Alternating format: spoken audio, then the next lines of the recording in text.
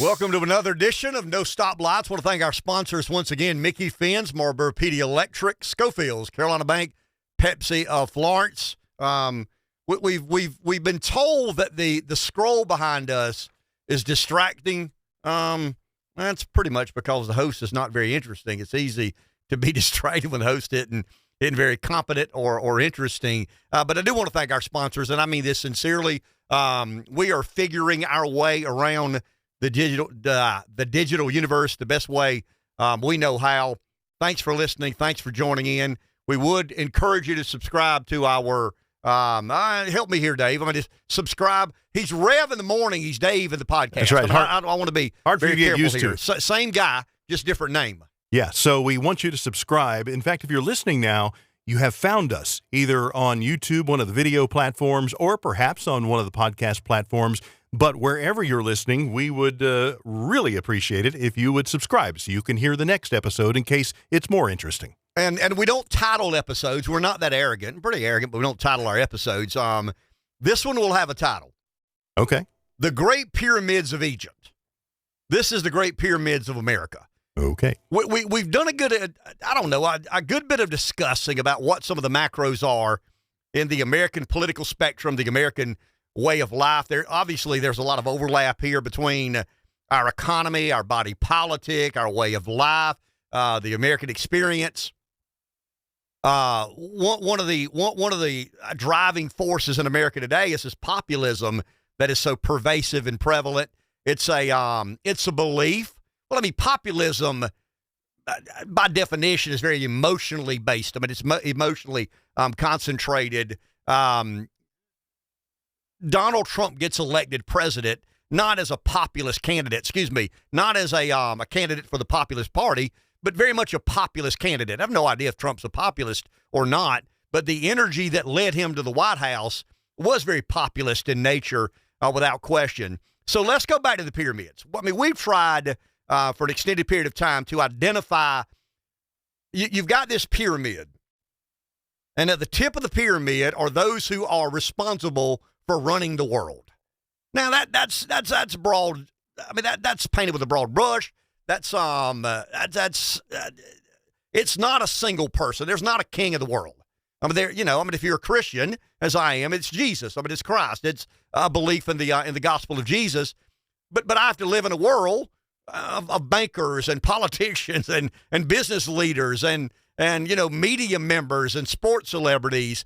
So when you start putting together a kind of a from the bottom to the top, who are the most important figures in America today or in the world today, we've kind of landed. And, once again, no king, no queen, but we've kind of landed with this belief that we have that the ones who set the majority of acts in motion that lead to the world economy, the world monetary system, the body politic of global affairs. I'm talking about China, Russia, Brazil, India, you name it, they're a part of it, are the 2,700 people from 130 countries who gather in Davos once a year for the World Economic Forum.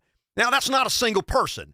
There's not a single Gulfstream or Learjet that carries the king of the world to Davos, and he gives those 2,699 people from 129 countries their marching order. I mean, it's not a supernatural creature who flies in disguise, indiscreet, and tells everybody, okay, here's what I'd like to see happen over the next year. But there are a group of people who have amassed enormous influence and power and sway over the global economy, over the monetary system, over the geopolitical system that the majority of us function and operate in. And that's where we've landed. And once again, I have no idea who the most powerful person of those 2,700 people who gather in Davos. But once again, painted with a broad brush, we've kind of decided that we believe that's the people that make the world go around. Sound like a John Prine song. That's the way the world goes round. One day you're up, the next you're down. These folks are never down. They're always up. Unless they're landing in the Gulf Stream or the Lear, then they are, touching down amongst us peasants. So Dave, let's stay there for a second. There's this pyramid. At the bottom of the pyramid are the peasants. and then you've got the working class. Now you've got a varying degree of workers. You've got the working poor, you've got middle class, and you've got the upper middle class, and you've got people who think they're elite. They really aren't, but they think they are. They get invited to the part of the Hilton, the Hamptons, but they don't have a home in the Hamptons. And then at the very top, you've got the creme de la creme of American culture, global culture and society. And we're talking about, okay, if there's 2,700 people from 13 countries and they gather in Davos, who are they? I mean, I'll name names. I mean, Larry Fink of BlackRock would be there. The CEO of Vanguard would be one of those. Jamie Dimon of J.P. Morgan would be there. The Saudi prince would be there. The Saudi oil minister would be there. The Russian energy secretary. I don't know if he goes to Davos or not, but he would be one of those people. The Chinese trade ambassador, the prime minister of England. I mean, it would be an eclectic and very diverse group of people, but the commonality would be power. I mean, these folks have amassed influence, power, normally through success in the economy, sometimes by transacting political sway or political power. And they kind of sort of grease the skids that make the world go around.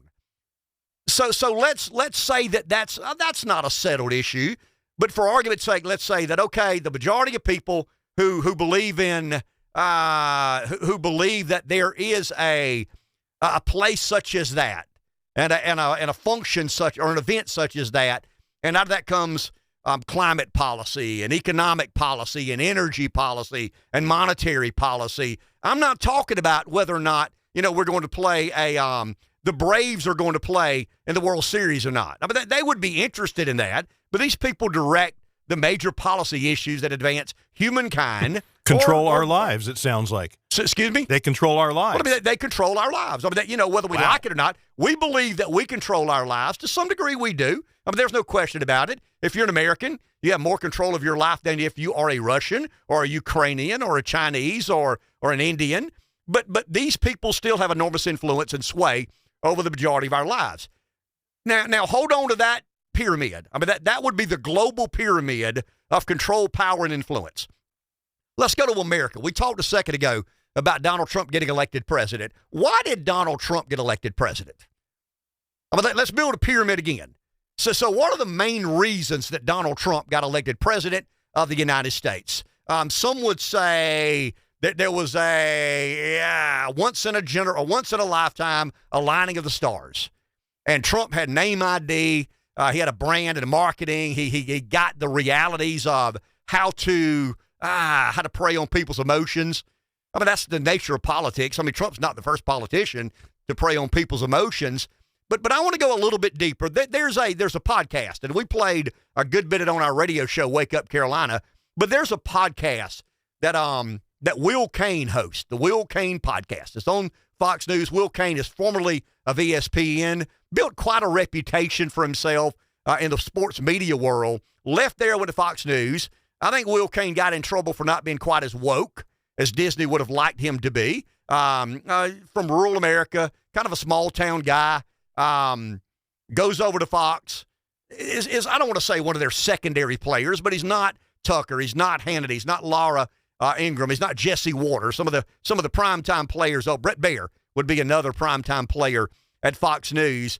But Will Cain hosts a podcast a couple of weeks before Tucker was let go. We don't know the details of that. I mean, Tucker and Fox, we're told, came to some mutual agreement that it's in the best interest of the network, in the best interest of Tucker to not appear, on his primetime slot, 8 o'clock on Fox News. But Will Cain basically introduces Tucker as the most effective voice for this new right in America today. And he asked Tucker a question, one of the most interesting questions that I've heard anybody ever ask Tucker, and I've always wondered what the answer to this. Basically, what happened to you? I mean, Tucker would have been one of these guys that he would have been on the borderline of whether or not to be invited to Davos. I mean, he's a neo-conservative. He worked at the Weekly Standard. He's highly educated. He's very articulate. He knows sort of what makes the world go around in the body politic. Now, I don't know how extensive Tucker's training is in the economy. I mean, he's never run a big hedge fund that I know of. He's never run a Fortune 500 company that I know of. But he's been kind of a voice of neoconservatism all of his adult life. And in the Will Cain podcast, when Will Cain asked Tucker, what happened to you? Now, this is prior to him being let go at Fox. But he says, Tucker, what happened to you? I mean, a lot of people want to know what happened to you. And I want to sum it up. I mean, I don't want to go into every gory detail about Tucker. He basically said that there was a moment in the early 2000s that he wondered what Iraq had to do with 9/11. I mean, that's kind of a revelation. Why in the world? Okay, I get Afghanistan and bin Laden and the attacks on the American way of life, the World Trade Centers, the Pentagon, the field in Pennsylvania. Yeah, the field in Pennsylvania would be, and there was another. What am I missing here? Is it 3 airplanes? Yeah, it was 3, right? Yeah, it was 2 into Shaneville, Pennsylvania. Yeah. The Pentagon. The Pentagon, and then the two into 4 planes, yeah. three events. The 2 World Trade Centers. But Tucker kind of began contemplating what 9/11 had to do with going and invading Iraq. And it led him down this, I would imagine, a very complicated and difficult journey where he began forsaking some of the traditional orthodoxies and beliefs he had about the grand old party. He was a trained and very astute neoconservative, worked at the Weekly Standard, I think worked a bit at the Heritage Foundation. Once again, highly intelligent, highly informed, highly engaged in the body politic, and he really began questioning some of the entrenched beliefs that he had. I think he calls David Frum and Bill Kristol out by name. And he says, in a very complimentary way, these guys are competent, smart. They just wouldn't admit they were wrong. And Tucker said it was obvious to him how wrong he was about his belief in neoconservatism. And Tucker, I mean, he goes into I would encourage anybody, if you've got 56 minutes, and I get you break it down into 1 or 2 or 3 different listening sessions. Most people don't have an hour just to do nothing with except listen to what Tucker. I actually listened to it Friday afternoon on my way somewhere, and it was very productive, informative, enlightening, helped me understand this evolution or transformation in what I consider to be the most effective voice in American politics. So where are you going? I mean, why are we talking about pyramids? And you're over here railing about Tucker Carlson and populism, kind of overpowering neoconservatism. But because I think when you look at the pyramid of who's in charge, and you get to Davos at the top of at the tip of the pyramid, there's Davos. I mean, there's not a king wearing a velvet robe, but there's a cabal. I mean, there's a group of people that put in action, once again, economic policy, monetary policy, social and cultural policy. I mean, I would imagine that's part of this, the ESG, DEI. We ain't talking about Dale Earnhardt Incorporated, but some of that, that governs companies, and companies have allowed that to be a part of their policy making. How aware am I of the world around me as I make decisions on how profitable or not we try to be? So you've got a pyramid over here. So here's what I want us to concentrate on for a couple of minutes. You've got this pyramid over here. And why did Trump get elected?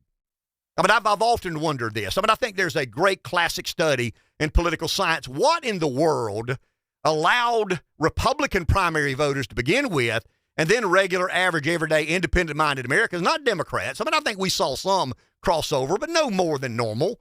What we saw a lot of people come to the dance that had never danced. I mean, I think we know that. There were a lot of people who were very politically illiterate, disinterested, that came to the polls that voted in favor of Donald Trump. I've said it. I'll say it again.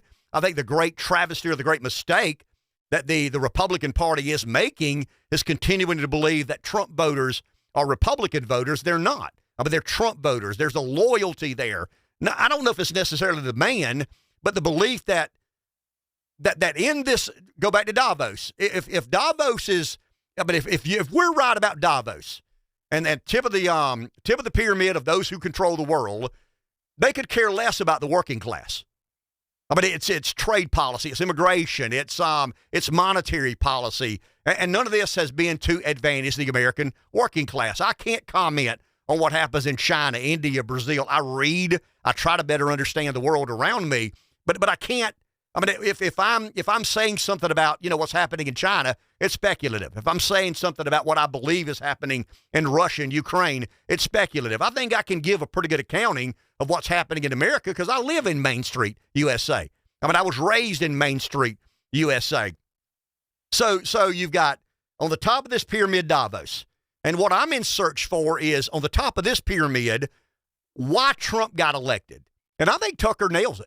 I mean, I think Will Cain leads him there, but I think Tucker basically says, yeah, I mean, I was a neoconservative, and I began to question what I believed in.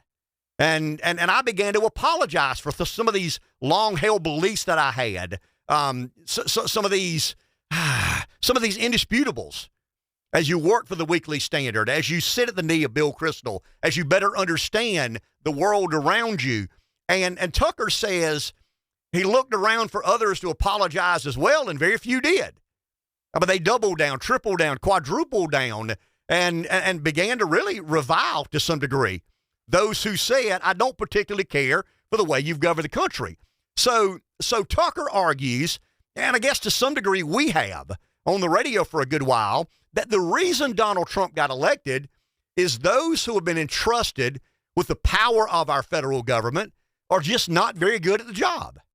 I mean, it's not real complicated. And once you decide that, then you've got to decide why. How did the most powerful country in the history of mankind allow itself to be governed by people who just aren't very good at the job? Now, I'm not saying they aren't smart. I don't know if they are or not. I'm not saying they aren't competent. I don't know if they are or not. I'm not saying they aren't diligent. I don't know if they are or not. It's obvious they're fairly highly educated. The majority of administrative agencies in the government are run by graduates of prestigious universities, alumni of the Stanford School of Business, the Darton School of Finance, the Wharton School of Business, Yale Law, Harvard Law, Stanford Law. I mean, there's a great deal of prestige in these universities and a great deal of, crossover prestige. I mean, once you graduate from Stanford Law, the legal community holds you in high regard. If you graduate from Harvard Law, the legal community holds you in high regard. So why wouldn't that transition to being an effective leader of a government agency? But it's hard to argue that Tucker's not right. I mean, it's hard to argue that Trump got elected. Did Donald Trump got elected because he's the most moral man to ever run for the presidency, the most ethical man to ever run for the presidency, the most decent and reverent soul to ever seek the presidency? None of that's true. Nobody even believes that for a second. Now, once again, I don't know how reverent or not Trump is. I don't know how vulgar or not, or how decent or not, or how moral or not, or ethical or not. Trump did not run a campaign based on ethics or morality. He ran a campaign based on these people who are running the country aren't very good. And I know they aren't very good because I know who they are. And Tucker kind of says some of the same things. The reason that I know these people aren't very good at the job is because I know who they are and I know what the job is required of. And when you look at, where we are as a nation, it's hard to argue they know what they're doing. Once again, the argument would be, well, I mean, they're plenty smart. Okay. I mean, let's say they are. That they're plenty dedicated. Okay, let's say they are. Certainly you're not arguing that some of these universities graduate incompetent people. No, the only point I'm trying to make is they're not very good at what we've hired them to do. They're not very good at what we've elected them to do. And the country is hurting as a result of that. And it seems to me, and I'll go back to the moment after Trump gets elected, to me, the only realization that those we've entrusted to run our country needed the moment or day after the election was this moment of self-evaluation and introspection that I don't think we've had yet. I mean, Tucker had a moment of self-evaluating and introspection. I mean, he admits that. I mean, he says, I believed in all these things, and I trusted those who told me to believe in all these things until I didn't believe in them any longer. And I found out that all of these entrenched bedrocks in my political worldview were just misleading. That they were not correct. And I'm man enough to admit I was wrong. I'm man enough to admit I was misled. But certainly I got to be man enough to change my mind. And so many people refuse to change their mind because if more people were like Tucker, and this is not a Tucker fan club episode of No Stoplights, but it is the day after listening to a podcast with Will Cain, and Tucker offer up the reason America is in decline is the people we've entrusted to run America just aren't very good at the job. And not being good at the job, but being allowed to continue doing the job is by natural. I mean, there's a natural progression there that leads to a nation in decline. So when Trump gets elected in 2016, I mean, why was the reaction of those we've empowered to run our government? Why was the reaction not that moment of introspection, that moment of self-evaluation? You grab your toothbrush, or you grab your razor that morning, that Wednesday morning in November 2016, and you look in the mirror. And before you put shaving cream, you say, the hell did we do? I mean, did we suck that bad? I mean, what have we done to, I don't want to say force, what have we done to allow the American people to believe or rationalize that makes any sense at all? And I go back to razor in hand, that moment required of people in power, people with authority. Some go to Davos, some don't. Some are part of these masters of the universe, some are not. But they all have attained or amassed a certain degree of authority within our government. And Trump gets elected, they don't have that moment of introspection. They don't have that moment of self-evaluating like Tucker did to really take into account, hey, what do I believe in and why? And I think at the top of the pyramid, once again, we've speculated. We've not settled anything. We've speculated that on the most powerful people on the planet, the majority gather in Davos. And out of that comes a system of policies that we have to abide by, whether we like it or not. We can raise hell and pitch a fit. There's a good country phrase there. We can, do whatever it is. But we're going to play by a certain percentage of those rules, whether we like them or not. And then you come over here and you say, okay, I mean, I don't want to call it the anti-Davos crowd, but what happened that led to Trump's success? What happened that led to Tucker's evolution or Tucker's, his, what do we call it here? His conversion. That's the word I'm looking for. That's why you're here. Okay. So you can help me when I get lost for some of these. So what happened on Tucker's road to Damascus that led to the conversion?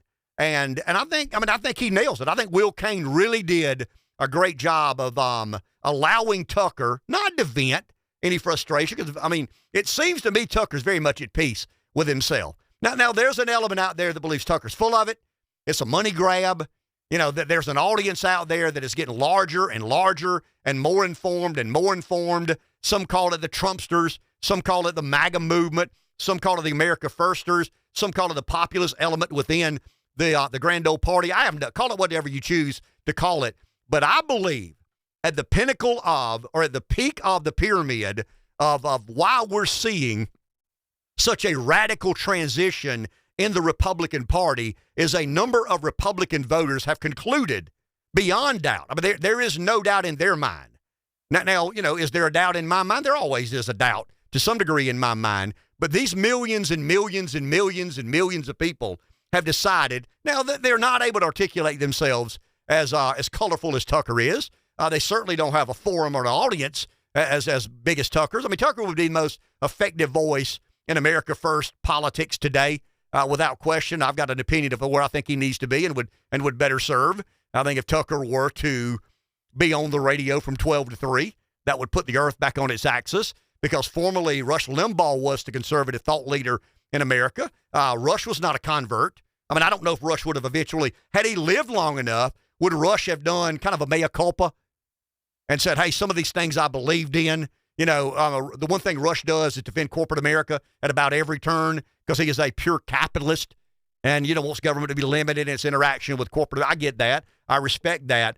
And I have no idea if Rush had lived long enough, he would have converted and kind of said, hey, these things that I once believed, I'm not sure I believe in any of those, or not any of those. I'm not sure I believe in most of those anymore. But I think Tucker is the case study. Now, once again, he is an uber talented pundit.